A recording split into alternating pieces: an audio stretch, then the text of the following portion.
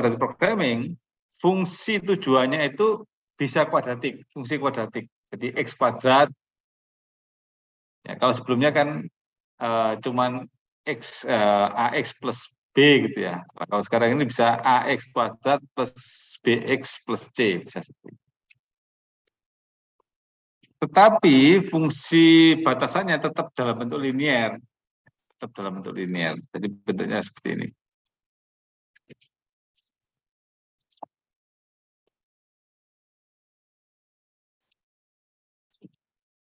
Kalau kita lihat fungsi tujuannya itu bisa dalam bentuk kuadratik. Nah, fungsi tujuan yang dalam bentuk kuadratik ini sebenarnya mengandung linear juga. Ya, kalau kita lihat ini kan ya, setengah X transpos HX ya, ditambah F transpos kalikan X ditambah C. Jadi F transpos X ini kan linear ya, ini kan bentuk linear. Yang bagian kanannya ini ya. Tapi ada bagian kuadratiknya. Artinya metode kuadratik programming ini lebih mempunyai kelebihan lah ya dibandingkan dengan yang linear yang kemarin. Karena di dalamnya ada kuadratik. Kalau yang ini ya ada kuadratiknya, ada linearnya juga. Gitu. Karena ini. Kenapa kok ini bentuknya kok X transpos? Sebenarnya saya tadi itu pakai laptop yang tadi supaya bisa gambar-gambar ya, tapi ternyata masalah. Jadi gini.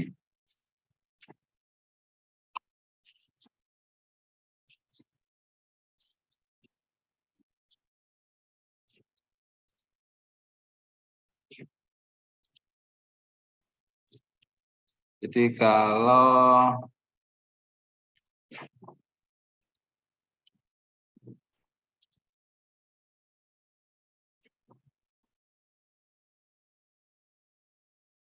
begini aja deh. Jadi misalkan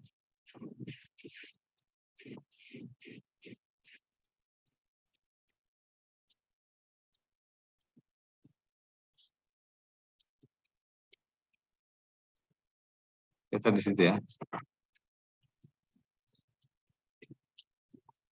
Kalau perkalian matriks seperti ini kan hasilnya kan X1 kalikan X1, X2 dikalikan X2 ya. Kan? Ini kan sama dengan X1 kuadrat ditambah X2 kuadrat gini, ya kan? Jadi supaya mendapatkan bentuk kuadrat seperti ini, maka matriksnya jadi kayak gini. Nah, ini kan X transpos ya. X transpos itu ada yang awalnya bentuknya mendatar, jadi awalnya mendatar jadi menurun. Kalau menurun jadi mendatar kan gitu ya. Transpos itu masih ingat ya. Transpos itu bentuk yang ini jadi yang ini namanya transpos. Sebaliknya juga bentuk yang seperti ini yang menurun bisa menjadi istilahnya itu baris jadi kolom ya, kolom jadi baris itu transpos. Ya, makanya di sini X transpos. Ini XT itu adalah X transpos. Nah, supaya dia bentuknya jadi kuadrat gini. Supaya bentuknya jadi kuadrat gini. Nanti mungkin ada contoh-contohnya ya, berikutnya. Nah, setelah fungsi tujuannya itu bentuknya kuadratik ya.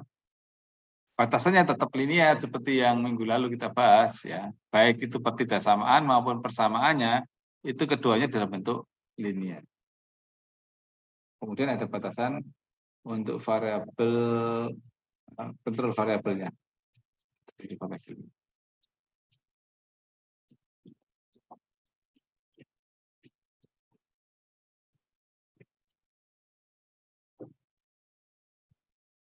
Nah, untuk menyelesaikan ini ya, menyelesaikan problem seperti ini ya.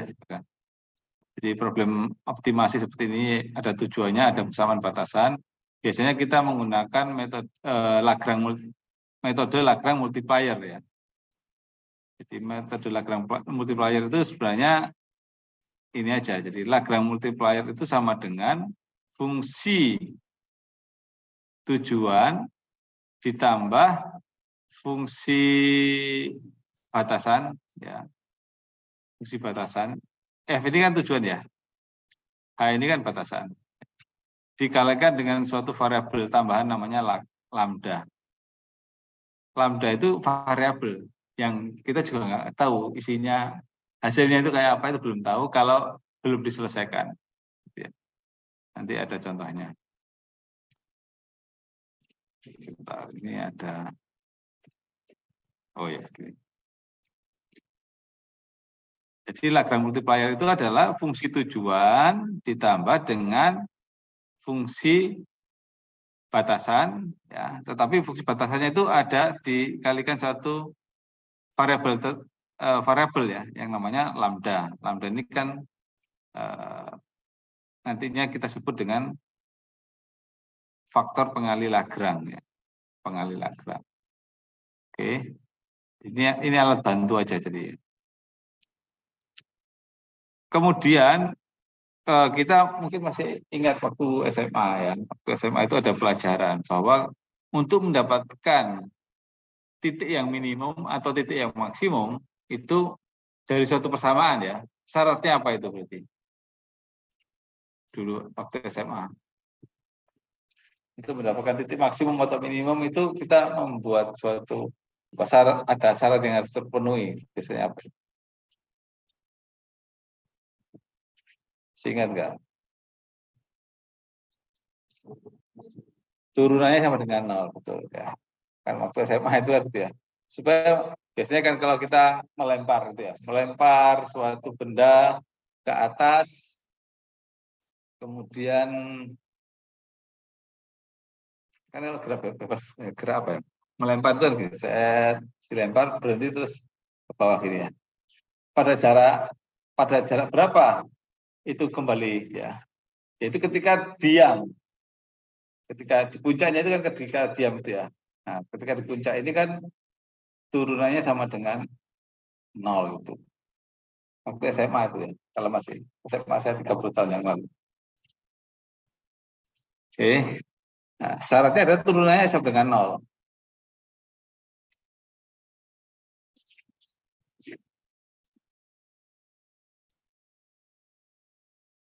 Saya kasih contoh aja langsung supaya lebih enak ya. Jadi ada fungsi tujuan yaitu 2x1 kuadrat ditambah x2 kuadrat. Ya, ini fungsi tujuannya. Fungsi batasannya adalah 2x1 ditambah 2x2 ditambah 2 sama dengan 0. Ya. Nah, bentuk Lagrange apa? Seperti saya sampaikan tadi, bentuk Lagrange adalah fungsi tujuan ditambah fungsi batasan. Ya, ini kan tujuan, ini batasannya. Ya, dari sini kan, sama kan? Tetapi fungsi batasannya ini dikalikan suatu faktor pengali tertentu yang namanya lambda. Ya, yang namanya lambda ini. Kalau ingin tahu tentang Lagrange multiplier, mungkin di YouTube juga ada ya, nanti bisa dipelajari.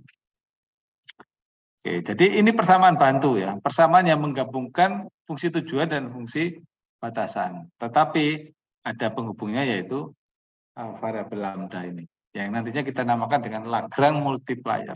Ya. Oke, sekarang kita dapatkan persamaan Lagrange-nya ini ya. Nah, tadi syaratnya supaya kita mendapatkan yang nilai yang paling minimum itu adalah turunannya harus sama dengan 0. Berarti ini harus kita turunkan, persamaan ini harus kita turunkan terhadap semua variabelnya, di mana harus sama dengan 0. Ya. Betulkan. Nah, kalau kita lihat di sini, persamaan-persamaan ini kan masih bentuk matematika ya.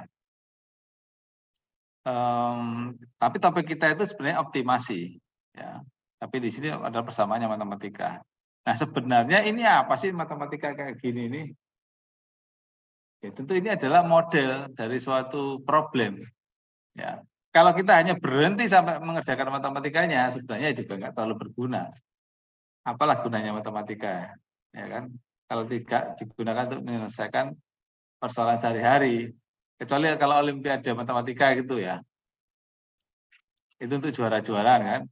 Tapi matematika itu nggak ada gunanya kalau cuma menang hanya untuk dikerjakan matematika.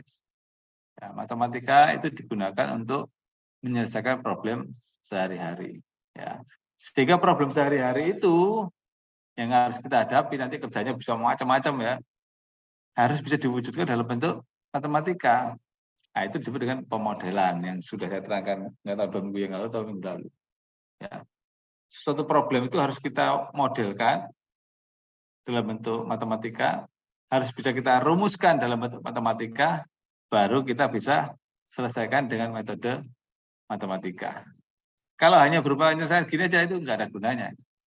Kecuali gunanya untuk mendapatkan nilai yang A, yang baik ya, atau menang di lomba matematika. Oke, jadi turunannya harus sama dengan 0. Ya, berarti ini kita turunkan ya. Kita turunkan terhadap variabel yang ada. Variabel yang ada apa aja nih? Kalau kita lihat di sini adalah ada X1 dan X2 variabelnya ya kan. Sama ada variabel bantu yang namanya lambda. Bentuknya namanya lambda.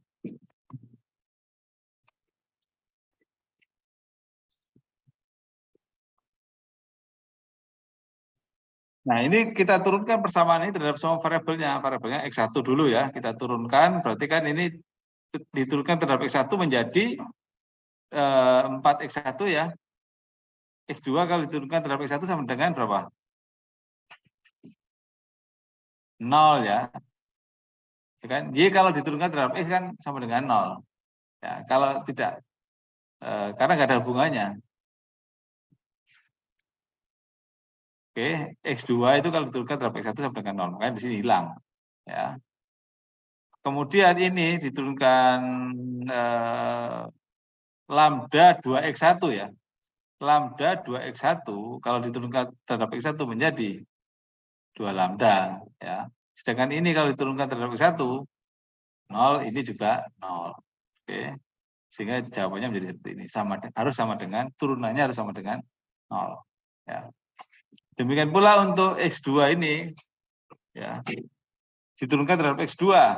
Persamaan Lagrange diturunkan terhadap X2 menjadi ini 0 ya, turunannya ini sama dengan 0 terhadap X2, yang ini menjadi 2X2 ya kan. Kemudian yang ini menjadi 2 lambda. Itu ya. Sama dengan 0. Kemudian yang terakhir adalah diturunkan terhadap lambda. Ini diturunkan terhadap lambda. Itu ini 0, ini jadi 2X1 plus 2X2 ditambah 2 kan gitu ya. Karena lambda diturunkan terhadap lambda kan sama dengan 1 ya. Ini dianggap sebagai konstan. Ini dianggap sebagai konstan. Sehingga dia menjadi 2X1 ditambah 2X2 ditambah 2 sama dengan 0. Oke. Nah, setelah itu kita harus selesaikan persamaan ini. Kita mempunyai 3 persamaan yang harus diselesaikan secara bersama-sama. Kita sudah belajar dari SMA menyelesaikan ini kan. Secara analitik ya. Kita bisa selesaikan ini. Caranya pakai apa biasanya? Menyelesaikan ini. Apa? Substitusi dari SMA. Mungkin SMP kita sudah belajar. Ya, SMP belajar substitusi, SMA belajar substitusi ya. Kita bisa selesaikan ini secara substitusi ya. Diatur-atur lah pokoknya ini gimana masuk-masukkan gitu ya. Paling gampang itu. Oke, nah ini misalkan gini. Ini saya masukkan ke sini, kan bisa ya. Oke. Yang persamaan ke-1 dengan persamaan kedua, 2Y-nya saya ganti. Ya. Berarti 4X1 min 2X2 ya kan. 2Y diganti kan. Iya. Kan 2Y, 2 lambda. 2 lambda sama dengan min 2X, betul nggak? Ya ini loh. 2 lambda sama dengan min 2X. Nah, 2 lambdanya ini saya ganti dengan min 2X. Ya kan? Jadi persamaannya 4X1 min 2X2 sama dengan 0. Ya. Jadi persamaan ini kita dapatkan bahwa X2 itu sama dengan 2X1. Ya. X2 sama dengan 2X1 itu kita pindahkan, masukkan ke sini. X2-nya diganti. Ya. 2x2. X2-nya diganti dengan 2x1. Ya kan? Bisa menjadi 4x1 plus 2. Ini ya. 2x1 ditambah 4x1 ditambah 2 sama dengan 0. Sehingga x1-nya sama dengan min sepertiga. Ya. Bisa ngikuti ya? Nah, x1 sama dengan min sepertiga, masukkan ke dalam persamaan. Lagi ini dimasukkan ke sini misalkan ya. Jadilah ketemulah x2 sama dengan min 2 per 3. Oke, berarti x1 dan x2-nya ketemu. Berarti minimumnya adalah ketika x1 sama dengan min sepertiga, x2-nya sama dengan min 2 per 3. Lambdanya ada berapa? Ya tinggal diisikan aja ke sini. Nanti ketemu lambdanya. Ya, lambdanya sebenarnya sangat berguna nanti untuk analisis. Jadi tidak hanya X1 dan X2, tapi lambda itu juga sangat berguna. Nanti kalau misalkan mencoba ya di MATLAB melakukan optimasi, pasti lambdanya akan keluar. Ya, lambdanya akan keluar. Lambda ini adalah sebenarnya variabel bantu, tapi bermanfaat juga. Nanti akan saya tunjukkan. Oke, nah sekarang MATLAB-nya, kalau ini kan kita ngerjakan secara manual, ya. Kalau 2 variabel sih nggak masalah manual. 3 variabel mungkin masih nggak masalah walaupun agak sulit, ya kan. Tapi kalau problem sehari-hari itu variabelnya bisa banyak, ya. Mungkin saya sering sampaikan, saya kalau ngerjakan itu variabelnya bisa ratusan, bisa ribuan variabel ya. Nggak mungkin kita menyelesaikan pakai manual, ya kan. Maka kita pasti harus menyelesaikannya dengan software. Software optimasi macam-macam banyak sekali ya. Salah satunya MATLAB ini. Ya, ada software GAM, ada software Vico, ada software MATLAB. Kebetulan ITS punya software MATLAB yang bisa kita gunakan ya. Oke.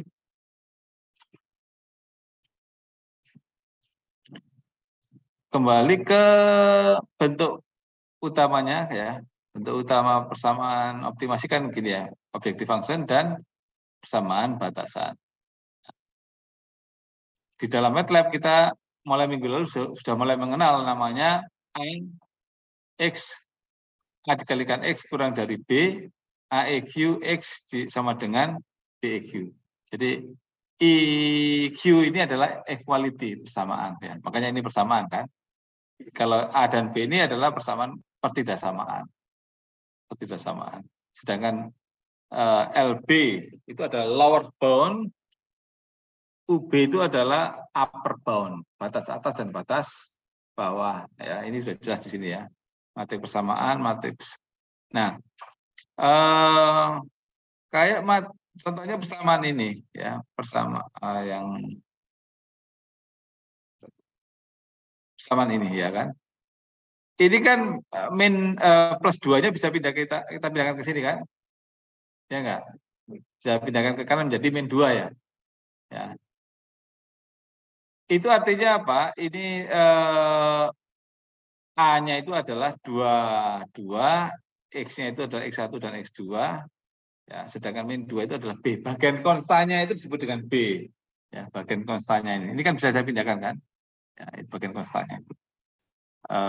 Mungkin nanti ada penjelasannya sih. Ya, jadi ini adalah apa istilahnya ya? Pattern, pola yang dipakai oleh MATLAB. Ya, pola yang dipakai MATLAB seperti ini.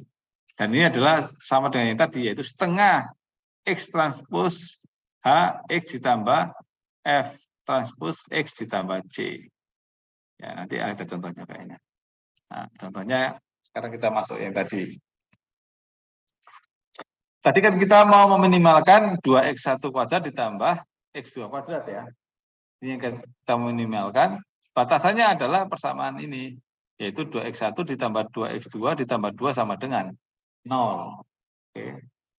Nah, tadi kan bentuknya 0,5 X dikalikan H, X-nya X transpose ya, dikalikan H, dikalikan X, ditambah F, dikalikan X ditambah apa tadi ya? C atau apa ya, konstanta tadi ya. Nah, kita harus ubah ini sesuai dengan bentuk dari MATLAB-nya. Nah, bentuk MATLAB-nya kan tadi setengah X, H, X ya, F, X, gitu ya. Yang ini loh. Nah, ini kan kelihatan nih, setengah X, H, X ditambah F transpose X ditambah C. Nah, itu kita harus sesuaikan. Nah, penyesuaiannya adalah seperti ini. Ya. Setengah X 4002. Ini dari mana ini sebenarnya? Sebenarnya gimana caranya perkalian matriks ini ya? Perkalian matriks ini itu sama dengan ini. Gimana caranya kita membuat matriks H, ya, kita membuat matriks H, sehingga perkalian dari 0,5 X dan H dan X itu akan sama dengan ini. Ya, sekarang kita ke persamaan matriks ya. Operasi matriks. 4, kalau ini ya, bagian ini ya, 4 H dikalikan X ya. Itu kan gini ya, 4 kalikan X1, ya, 0 dikalikan X2. Gitu ya, masih ingat nggak? Ya, 4 dikalikan X1, 0 dikalikan X2. Sama dengan berapa itu? 4X1 ya. Sama dengan, saya tulis di atasnya sini aja. Nah, ini saya terpaksa pakai mouse lagi.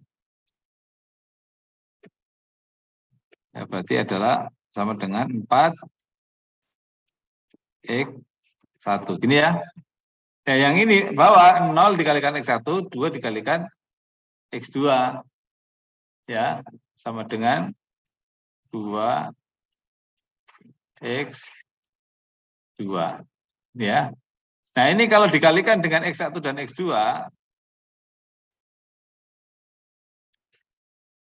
ini X1, ini X2,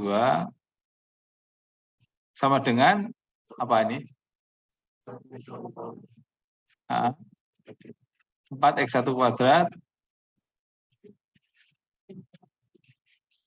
ditambah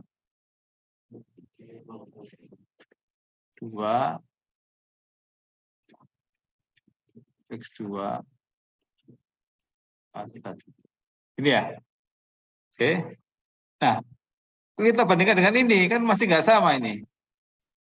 Ya, ini 2X1 kuadrat ditambah 2X2 kuadrat, yang di sini adalah 4X1 kuadrat ditambah 2X2 kuadrat. Tapi masih ada setengahnya di depannya ini. Ya kan? Sehingga ini akan menjadi ini. Gitu ya. Nah, jadi kita membuat matriks H sedemikian rupa sehingga nanti ketika dikalikan dengan 0,5 dikalikan dengan X transpose dikalikan dengan X, itu bentuknya menjadi seperti ini. Ya, karena MATLAB itu nggak ngerti yang bentuknya ini, nggak tahu dia. Taunya dia inputan berupa matriks H, F, dan seterusnya. Ya. Nah, F-nya sama dengan berapa? Karena di sini nggak ada persamaan linearnya. Ya, di sini kan nggak ada linearnya itu. Ini kan nggak ada linearnya. Maka matriks F-nya sama dengan matriks kosong, bukan 0 ya. Matriks kosong. Matriks kosong. Atau 0 juga boleh sih. Ya, matriks. Nah, karena C-nya nggak ada, ini juga 0 juga. Oke. Nah, kemudian bagaimana dengan yang batasan? Caranya sama. Bahwa X itu, karena di sini ada mempunyai 2 variabel, maka X itu adalah X1 dan X2. Ini nih X ini. Ya, ini X ya. X-nya itu menurun. Kalau variabelnya ada 10 ya berarti X1, X2, X3, X4, dan seterusnya sampai X10 turun gitu. Kalau transpose ya berarti transpose jadi bentuk mendatar. Ya, dibentuk mendatar. Oke, jadi bentuk X1-nya harus sama ini. Bentuk X1-nya, X-nya harus sama. Ini ya. Nah, gimana caranya supaya jadi persamaan seperti ini? Ya, berarti 2, 2. Kita buat matriks 2, 2 gini. Kan 2X1 ditambah 2X2 ya kan? Sama dengan min 2. Jadi ini harus kita taruh di sana. Ya. Jadilah min 2. Kenapa? Karena ini nanti kita ada B, ini kurang ya. Harusnya BIQ ya. Ini harusnya BIQ. Jadi ini adalah AIQ, ini adalah BIQ. Oke, kalau dikalikan ini akan sama dengan yang di sini. Ya. Nah, kemudian bagaimana dengan A dan B-nya? Sama dengan 0 karena nggak ada pertidaksamaannya. Di sini kan nggak ada ini. Nggak ada pertidaksamaannya, maka dia A dan B-nya adalah matrik kosong. Maka di sini F, A, dan B matrik kosong. Kemudian di sini juga tidak ada batasan untuk variabelnya, bebas kalau di variabel. Berarti LB dan UB-nya kosong. Ya, LB dan UB-nya kosong. Nah, di MATLAB-nya, ya kalau kita lihat di sini, di MATLAB-nya, sintaksnya itu adalah seperti ini. Sintaksnya itu. Ya, mudah-mudahan yang belakang kelihatan. Kalau nggak kelihatan bisa maju ke depan. Ya. Nah, sintaksnya seperti ini. Sehingga kita harus memberikan masukan terhadap variabel-variabel yang ada di sini. Ini inputnya benar. Jadi ini input, yang ini adalah output. Ya, yang kanan input, yang kiri adalah outputnya. Ya. Jadi kita harus menginputkan matriks H, matriks F, matriks A, matriks B, matriks AIQ, matriks BIQ, LB dan matriks LB dan UB itu masukannya. Ya. Karena ini adalah masukannya, inputannya, maka kita harus siapkan matrik-matrik ini. Ya, matrik-matrik ini kita siapkan, dimasukkan, maka nanti keluar outputnya. Yang kita cari tadi kan X ya, mau kan? Yang mau kita cari adalah X. X-nya adalah min sepertiga ini. Ini min sepertiga, yang ini adalah min 2/3. Sama kan? Kita kerjakan manual maupun dengan MATLAB hasilnya sama. Ya. Kalau seperti min sepertiga dan min 2/3 itu kita masukkan ke dalam persamaan tujuan ini, maka ketemunya adalah ini file ini value ya. Ini hasilnya. Kalau kita masuk hasil ketemu ini, dan biasanya di MATLAB itu bisa mengeluarkan namanya exit flag. Ya. Exit flag itu adalah menunjukkan apakah dia itu convergent atau tidak convergent, gagal atau sukses. Kalau dia nilainya 1 di sini, ya, nilainya yang 1 ya, artinya sukses. Ya. Sukses artinya convergent. Kalau nilainya 0, min 2 berarti nggak sukses. Nggak sukses itu berarti persamaan-persamaan itu nggak bisa diselesaikan. Ya, persamaan ini. Ini kebetulan persamaannya bisa diselesaikan. Sampai di sini ada pertanyaan, silakan.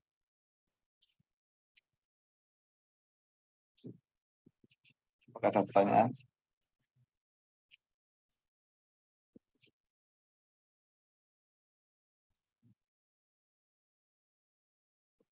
Nah, silakan nanti dicoba-coba di MATLAB.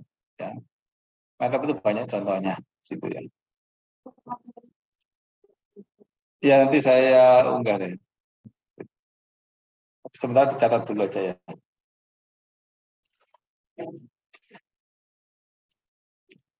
Nah, ini baru menyelesaikan optimasi dari sisi matematikanya saja. Ya. Tapi berikutnya kita akan belajar gimana caranya memodelkan suatu problem itu bisa menjadi bentuk kuadratik, menjadi bentuk linear. Ada pertanyaan silakan. Yang online juga boleh. Yang tetap muka, face to face maupun yang online.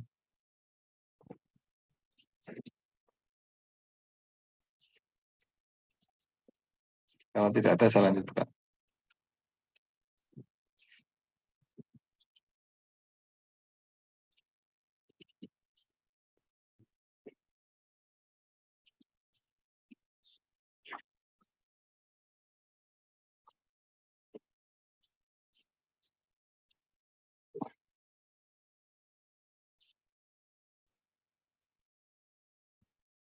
Ya.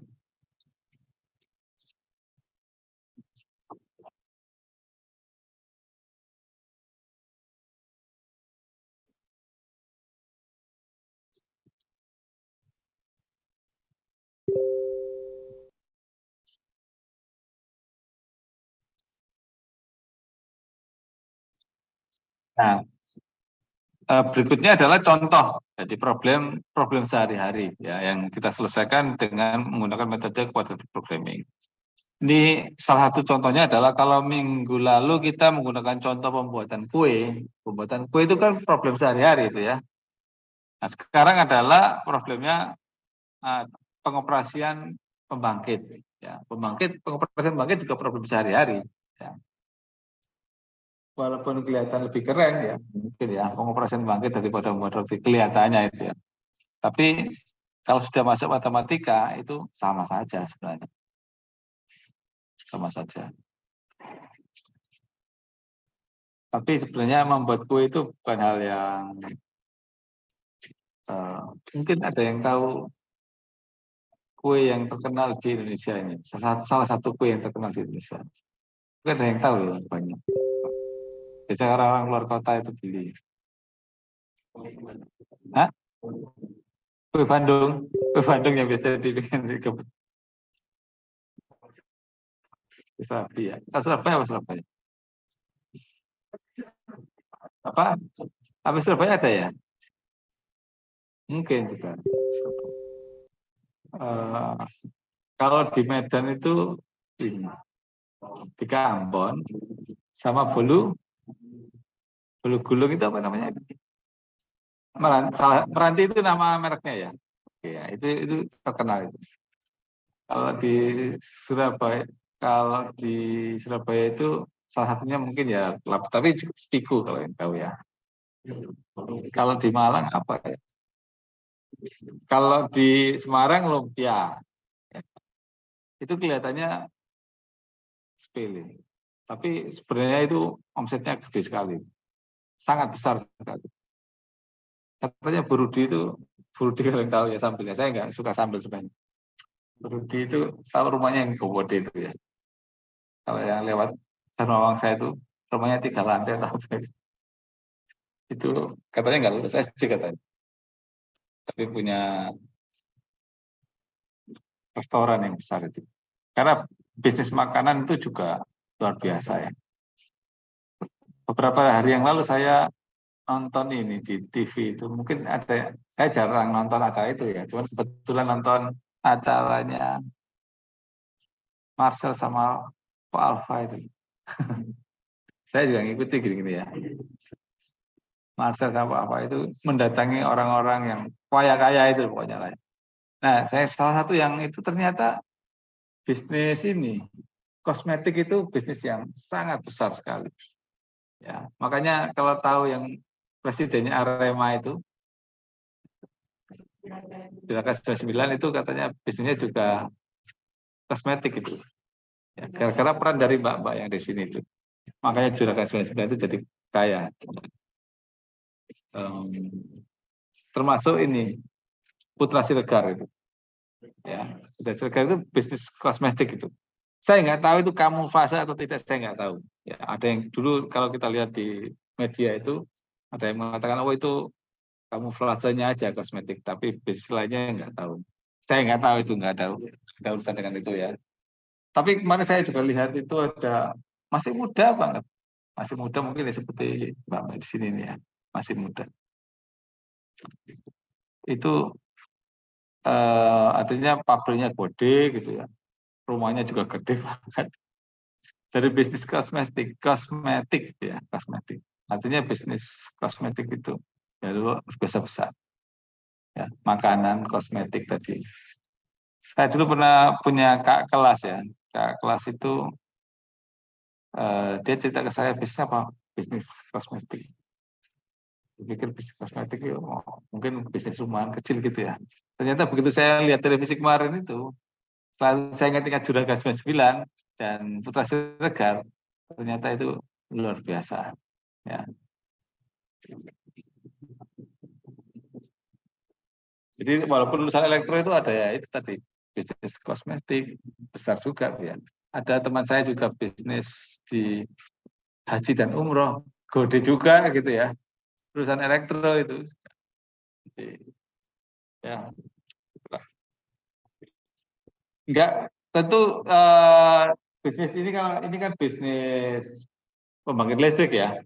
kelihatannya besar, tapi lebih besar daripada kue, tapi nggak juga. Burudi ternyata juga besar ya, termasuk spiku, volume ranti dan sebagainya itu. Sama aja ya. Oke, balik ke sini.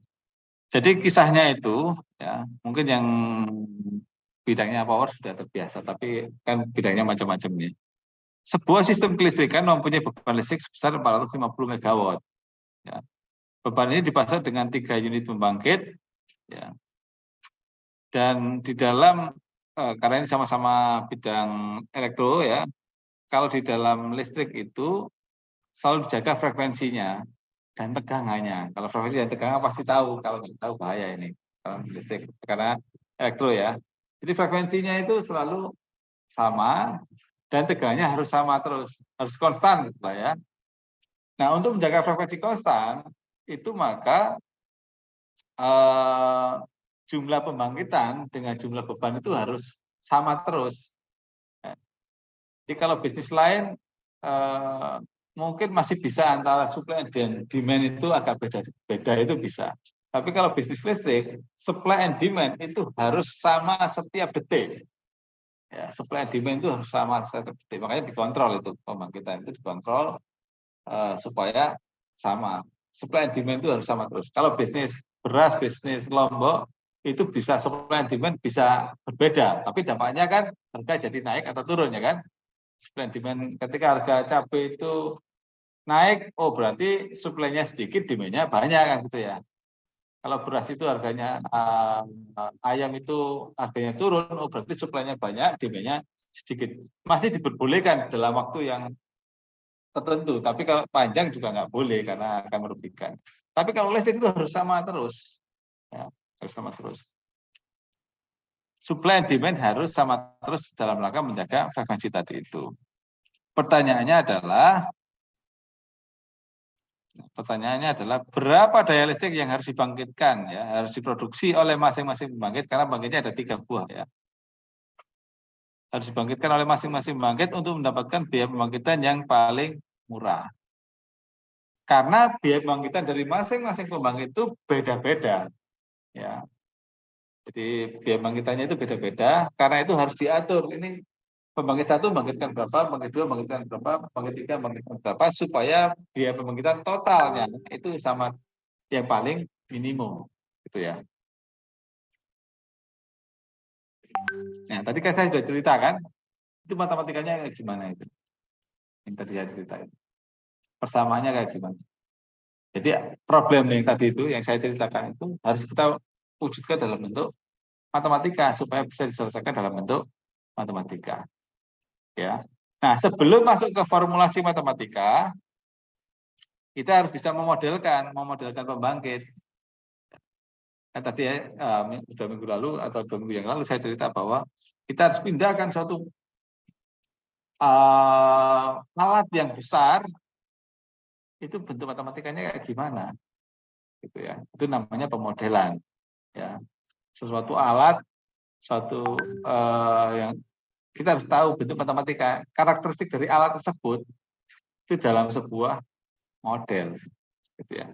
Nah, karena ini di sini kita berbicara tentang biaya, maka kita akan modelkan suatu pembangkit, ya, pembangkit tersebut kita modelkan dalam bentuk biaya juga, karena yang mau kita minimalkan kan biaya tadi ya. Salah satu modelnya itu adalah bentuk kuadratik, ya, bentuk kuadratik ini. Jadi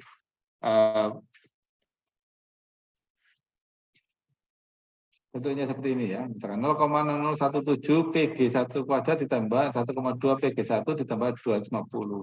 PG itu adalah daya yang dibangkitkan. Ya, daya yang dibangkitkan. Jadi kalau daya yang dibangkitkan berbeda, maka biaya bangkitannya juga akan berbeda. Ya, sekali lagi saya ulangi, kalau dayanya berbeda, maka biaya pembangkitannya juga berbeda. Cara gampangannya gini, kalau kita beli di pasar turi atau pasar PGS itu ya, mungkin ada yang tahu, ada yang nggak tahu ya. Pasar grosir itu ya. Kalau kita beli cuma satu baju, harganya itu satu baju 100.000. Ya. Tapi kalau kita membeli baju itu setengah dosen, satu dosen itu berapa? Berapa? 12 ya. Sering ke pasar saya juga tahu 12 sampai situ. Jadi kalau setengah dosen itu 6 berarti ya. Harganya itu 95.000. Kalau kita beli satu dosen 12 itu harganya 90.000. Artinya kan tergantung dari berapa yang kita beli kan. Ya. Tapi kalau dalam hal ini bukan yang kita beli tapi yang kita bangkitkan berapa. Kalau membuat kue ya, kalau kita membuat kue misalkan kue apa ya? Nastar ya. Kalau membuat kue nastar itu 1.000 biji itu biayanya misalkan 1.000 biji 500.000 misalkan ya, saya nggak tahu ini.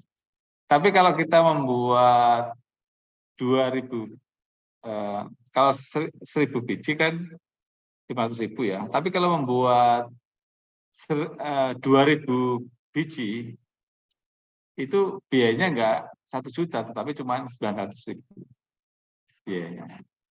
Mungkin karena bahan-bahannya lebih murah kali ya kalau kita belinya banyak kan. Jadinya. Jadi tergantung dari berapa yang kita buat, berapa biji. Kalau semakin banyak yang kita buat, maka harganya ya. Nah, dengan pula pembangkit. Nanti kalau yang kita bangkitkan makin besar, maka biaya per energinya itu jadi lebih murah ya. Nah, itu dirumuskan dalam bentuk kuadratik ya.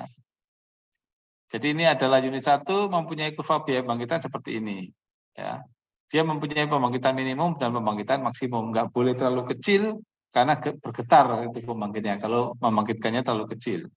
Kalau pembangkitnya terlalu besar, turbinnya juga rusak karena terlalu diforsir ya. Maka dibatasi 200 sampai 300. Unit 2 itu mempunyai kurva yang berbeda karena karakteristik mesinnya beda.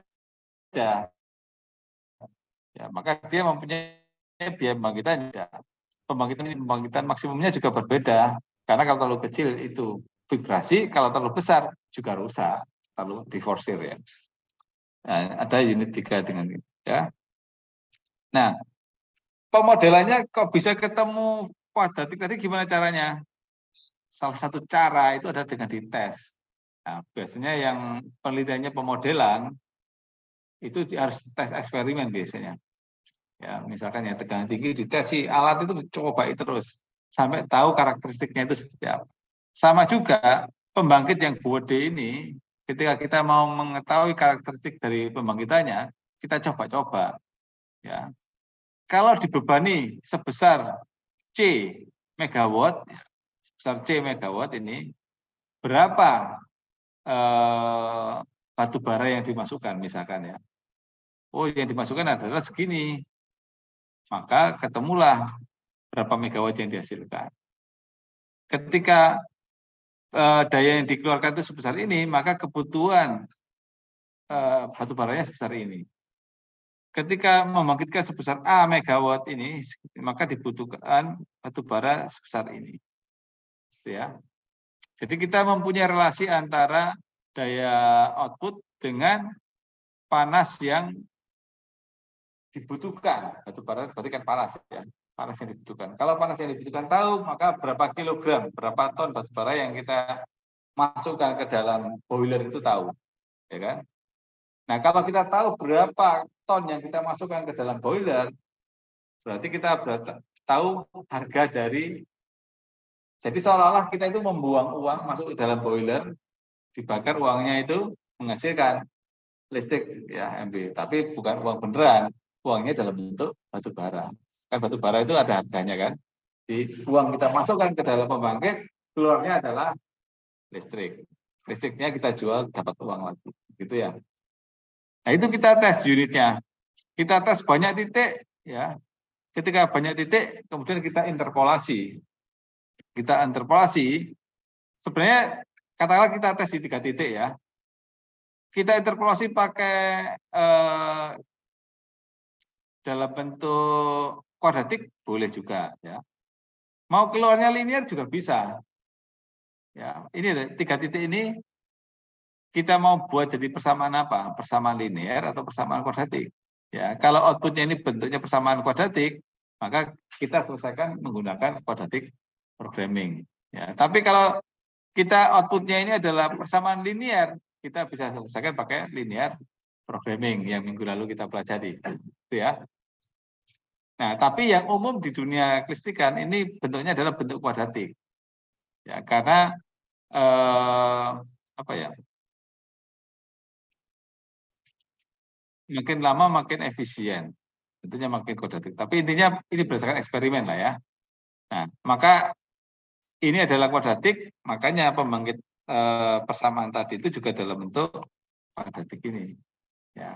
Jadi kalau kita mempunyai beberapa titik, kita bisa ubah ini menjadi persamaan matematika.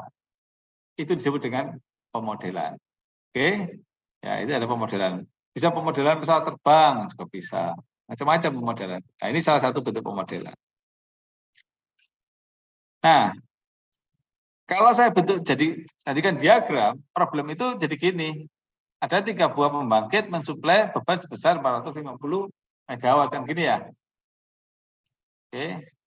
Pertanyaannya adalah berapa yang harus dibangkitkan oleh unit 1, unit 2 dan unit 3 ya, supaya biaya pembangkitannya paling minimal ya.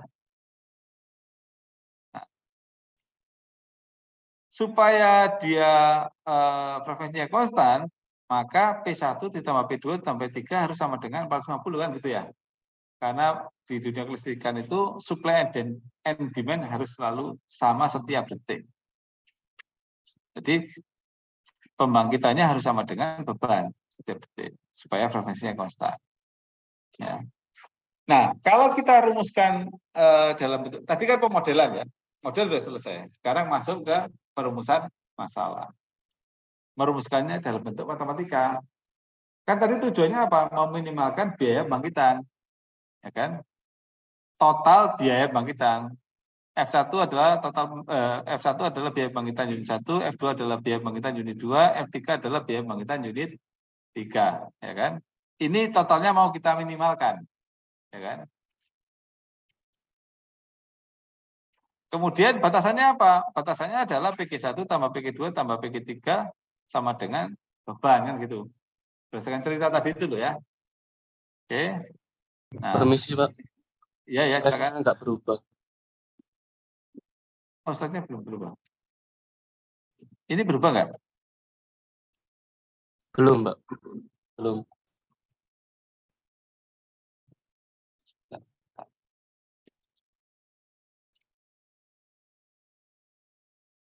Oh, dari tadi berarti nggak berubah dong.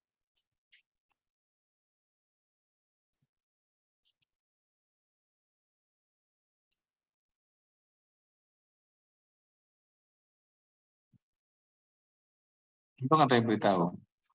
Nanti kalau nggak sampai terakhir nggak berubah. Apakah terlihat slide-nya yang online? Ya, Sudah. terlihat sudah Pak. Ya, itu kelemahannya kalau online ya. Jadi nggak berubah, nggak ngerti juga. Ya. Oh, kita udah ganti slide sudah banyak. Oke, ya balik ke sini lagi. Jadi ini rumusan matematikanya secara umum. Ya, secara umum rumusannya seperti ini. Ya. Nah, F1 tadi kan ada persamaannya itu. Nah, F1 itu kan ini. Ya. F2 yang ini. F3 yang ini. Oke, bisa dipahami ya?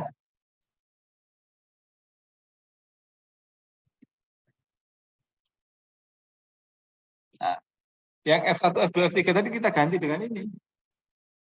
Ini F1, ini F2, ini F3 kan gitu ya. Kemudian yang ini juga kita isi. PG1 tambah PG2 tambah PG3 sama dengan 450. Ya. Nah, ini kan sudah dalam bentuk matematika ya. Sudah masuk tahap formulasi. Tadi kan pemodelan. Sekarang tahap formulasi. Formulasi dalam bentuk matematika. Kalau di sederhanakan lagi, kayak gini malah cuma matematika toh. Kalau sudah dalam bentuk matematika, kita nggak tahu ini listrik, apa ini roti bolu, ataukah ini mobil, nggak tahu, ya kan? Semua orang bisa menyelesaikan, orang matematika bisa menyelesaikan, ya. Tapi di balik ini itu sebenarnya kita tadi kan bicara listrik ya kan. Tapi akhirnya dalam bentuk matematika. Kalau sudah muncul dalam bentuk matematika, kita selesaikan secara matematika juga. Nah, itu tujuannya memang. Karena kalau kita pikir-pikir, kita pembangkit itu kita pandang-pandangi, ya nggak bisa diselesaikan.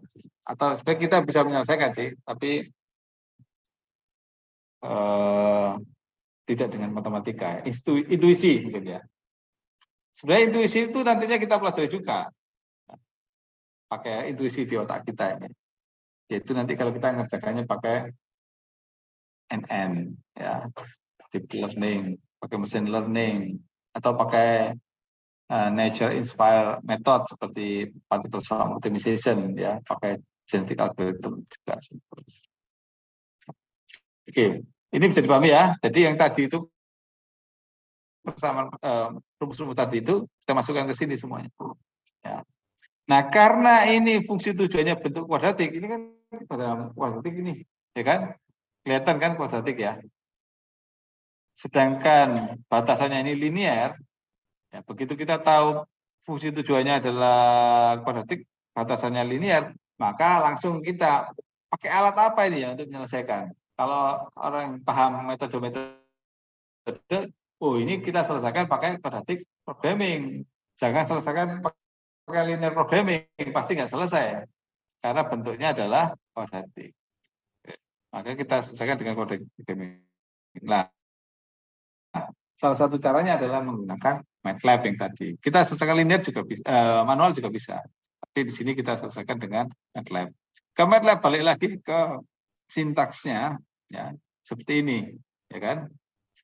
Seperti ini. Rumusannya seperti ini, ya. Ini masih ada tadi ya, X1, X2 dan X3 itu, ini ada yang salah. X1, X2 dan X3 ini adalah batasan variabelnya tadi kan ya. Karena X1 kan antara 200 sampai 300 pembangkitannya ya. X2 itu 100 sampai 200 tadi ya. MATLAB kayak gini bentuknya. Kita harus supply ini. H, F, A, B, AEQ, BEQ, LB, dan UB. Harus kita supply, karena MATLAB nggak akan tahu kalau kita tidak supply dengan data-data ini. Berarti kita harus ubah ini dalam bentuk H, F, A, B, AEQ, BEQ, LB, dan UB. Itu ya. Dengan menggunakan rumus umumnya seperti ini. Nah, akhirnya kita harus tadi membuat matrik H, F, AEQ, BEQ, LB, dan UB, A, dan B, ya kan? Tadi sudah saya jelaskan gimana caranya membentuk H. Nah, sebenarnya H ini adalah gampangannya ini ya. H itu adalah 2 kali dari ini. 2 kali dari ini, 2 kali dari ini. Bentuknya adalah diagonal. Kenapa kok diagonal? Karena dia yang tadi itu loh yang cuma 2 kalau 3 kita udah agak sulit ini, ya kan? Karena 0,0034 dikalikan X1, ya kan? 0 dikalikan X2, 0 dikalikan X3, ya kan? 0 dikalikan X1, 0,0030 dikalikan X2, 0 dikalikan dengan X3. Perkalian matriks itu loh ya. Oke. Sehingga nanti kita mendapatkan 0,0034 X1, 0,003 X2, dan 0,0032 X3, ya kan? Terus pokoknya gimana caranya kalikan matriksnya. Silakan dicoba-coba ya. Kalau lupa ya belajar lagi perkalian matriks itu kayak apa ya. Sehingga H-nya itu adalah ini. Sebenarnya H itu adalah 2 kalikan ini sebenarnya. 2 kali 0,0017 adalah 0,0034. 2 kali 0,0015 itu adalah 0,003. Itu ya. Nah, kemudian F-nya apa? Kalau F gampang. Tinggal 1,2, 1,8, dan 1,8. 1,2 dikalikan X1, 1,8 dikalikan X2, 1,8 dikalikan X3. Gitu. Jadi bentuk ini kita campur ya. Yang kuadratik sendiri, yang linear sendiri, yang konstan sendiri. Jadilah kayak gini nih. Ya, jadi kayak gini nih. Jadi ini itu adalah mewakili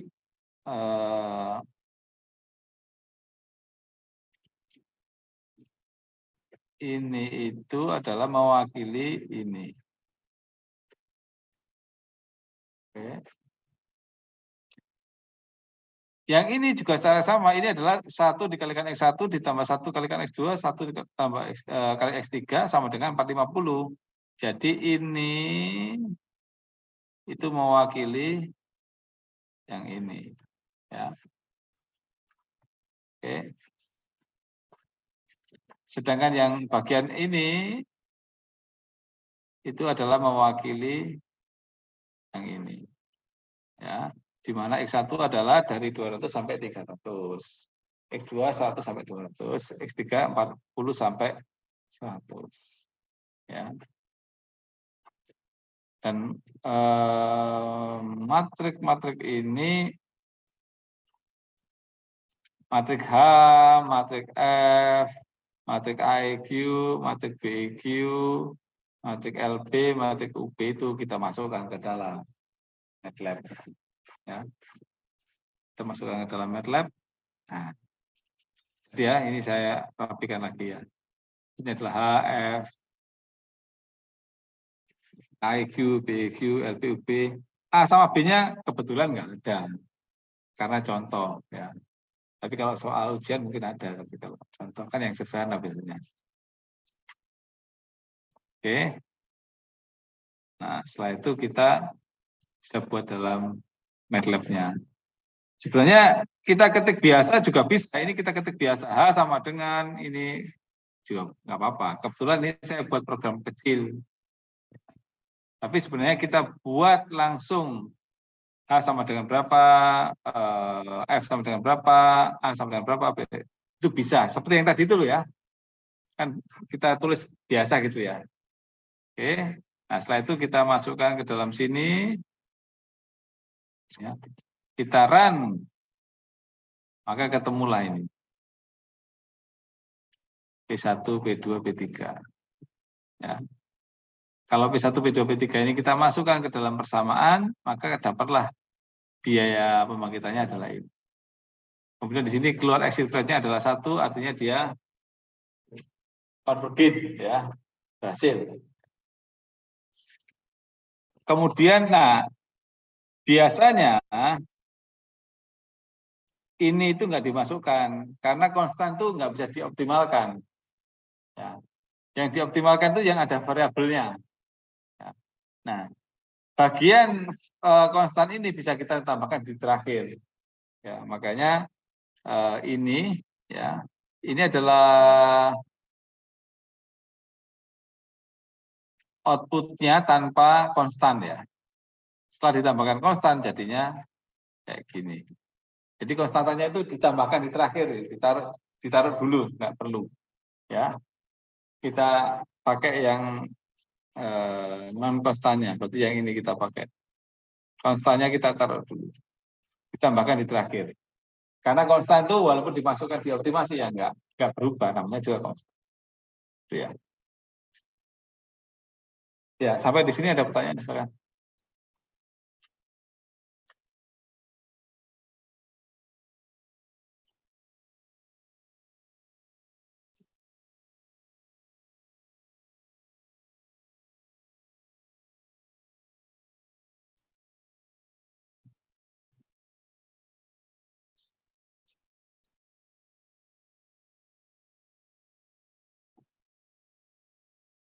Nah, kalau contoh tadi itu membuat kurva biaya pembangkitan listrik ya. Sebenarnya kita bisa juga kurva pembuatan kue itu juga bisa. Oh, kalau membuat kuenya itu 1.000 itu berapa biayanya? Ya, biayanya itu termasuk bahan, termasuk sumber daya manusianya ya kan. Kalau membuat kue 5.000 itu berapa?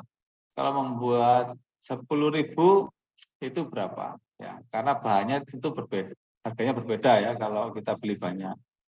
Mungkin orangnya juga gitu, tidak linier ya. Orangnya mungkin juga biayanya makin murah. Karena mungkin untuk bersih-bersihnya cukup 1 orang. Walaupun orang yang membuat kue itu pertama banyak cuma orangnya, tapi yang pakai bersih-bersih jangan-jangan nambahnya nggak nggak linear gitu ya. Jadi kita buat kurvanya bisa, kurva biaya pembuatan kue. Nah, berdasarkan apa jumlah kue yang kita jual.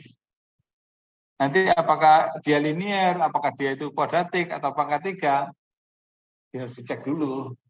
Ya. Kalau di MATLAB kita bisa, MATLAB atau Excel bisa membuat kurva kayak gini. Persamaannya itu ya. Oke, sampai di sini ada pertanyaan, silakan. Ada pertanyaan? Online maupun yang tatap muka di sini, face to face.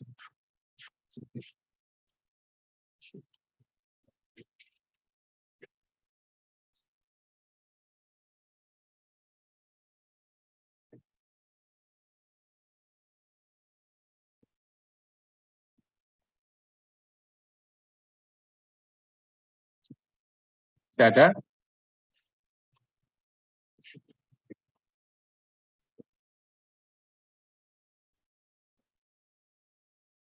Baik. Kalau tidak ada, kuliahnya saya akhiri. Ya, saya ada rapat cepat.